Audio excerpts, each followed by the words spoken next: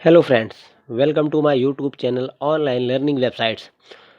दोस्तों, आज मैं आपको भारत के प्रथम गवर्नर, गवर्नर जनरल और वायसराय के बारे में कंप्लीट जानकारी दूंगा। उससे पहले दोस्तों, अगर आज आप हमारे चैनल पर नए आए हैं तो प्लीज़ हमारे चैनल को सब्सक्राइब करें और वीडियो को अगर पसंद आए तो लाइक करें और शेयर करें। तो देखिए, हम उसको समझने के लिए आपके लिए एक आसान सी ट्रिक लेकर आए हैं। अगर अभी आप इस ट्रिक को याद कर लेंगे तो ये आसानी से समझ पाएंगे। तो चलिए पहले समझते हैं ट्रिक क्या है हमारी। तो ट्रिक है हमारी, लाइव है विलियम के बेटे राज। क्या ट्रिक है? लाइव है विलियम के बेटे राज। हम सबने कभी न कभी गवर्नर और गवर्नर जनरल के नाम तो सुने ही होंगे। तो देखिए, सबसे पहले क्या हुआ, लिखा हुआ है रॉबर्ट क्लाइव, इनका भी नाम सुना होगा। वारेन हेस्टिंग, इनका भी नाम सुना होगा। विलियम बेटिक, इनका भी नाम सुना होगा। लॉर्ड कैनिंग, इनका भी नाम सुना होगा। माउंट बेटन, इनका भी नाम सुना होगा। और श्री राजगोपालाचारी, इनका भी नाम हम सब ने कभी न कभी सुना है। तो चलिए आते हैं ट्रिक से। तो लाइव है विलियम के बेटे राज, तो लाइव से क्या हो जाता है? Robert Clive. लाइव से क्या हो गया? क्लाइव। उसके बाद है से क्या हो जाता है? Warren Hastings. हेस्टिंग मतलब वारेन हेस्टिंग। फिर विलियम से क्या हो गया? William Bentinck. उसके बाद के से क्या हो गया? लॉर्ड के से कैनिंग या लॉर्ड कैनिंग। उसके बाद बेटे से हो गया माउंट बेटेन।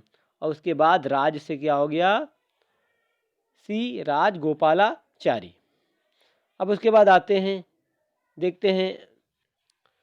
तो रॉबर्ट क्लाइव जो भी थे, हमारे बंगाल के प्रथम गवर्नर थे।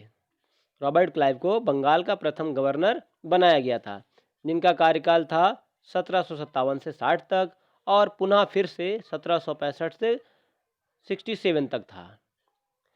इनको बंगाल का प्रथम गवर्नर बनाया गया था। इन्होंने द्वैध शासन प्रणाली स्टार्ट की थी। द्वैध शासन प्रणाली से अर्थ यह है कि शासन दो भागों में विभाजित था। पहला, तो कुछ अधिकार बंगाल के नवाब के पास थे, तो बंगाल के नवाब के पास जो अधिकार था वो शासन चलाने का अधिकार था। उसके बाद संधि संरक्षण, सैनिक संरक्षण, कर वसूलना और विदेशी मामले, ये सब कंपनी के अधीन हुआ करते थे। उसके बाद आता है दूसरा नाम, वारेन हेस्टिंग्स का। ये बंगाल के प्रथम गवर्नर जनरल थे, या फिर यूँ कहें ये बंगाल के प्रथम अंतिम गवर्नर थे और प्रथम गवर्नर जनरल थे। तो वारेन हेस्टिंग जो थे बंगाल के अंतिम गवर्नर थे और प्रथम गवर्नर जनरल थे, जिनका कार्यकाल कब था?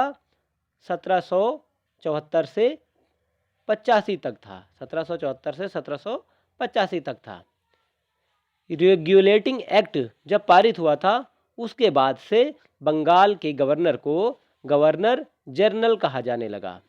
ये पद थोड़ा सा दोनों अलग हैं, थोड़ा सा डिफरेंस है दोनों में।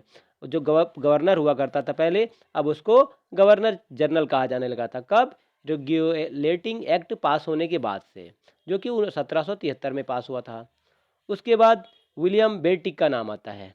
विलियम बेटिक ये क्या थे? ये भारत के प्रथम गवर्नर जनरल थे। कब के? भारत के।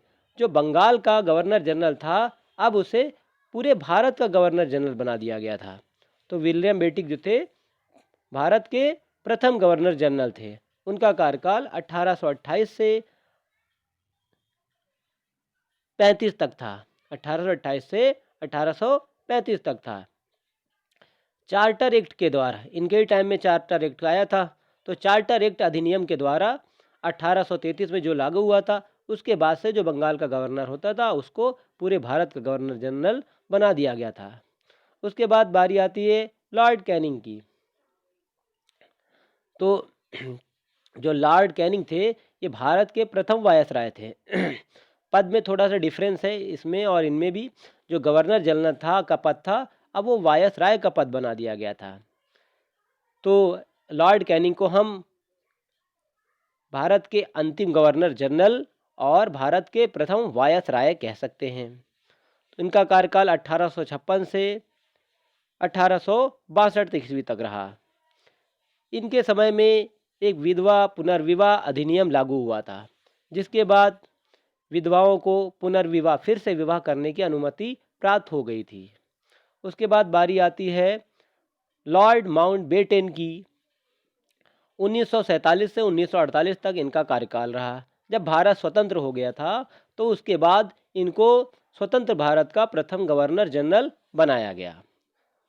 फिर बारी आती है श्री राजगोपालाचारी की। ये भी स्वतंत्र भारत के प्रथम गवर्नर जनरल थे, मगर इनमें और इनमें एक डिफरेंस ये था कि श्री राजगोपालाचारी थे स्वतंत्र भारत के प्रथम भारतीय गवर्नर जनरल थे। ये जो थे भारतीय नहीं थे माउंटबेटन, और श्री राजा गोपालाचार्य जो था स्वतंत्र भारत के प्रथम भारतीय गवर्नर जनरल थे।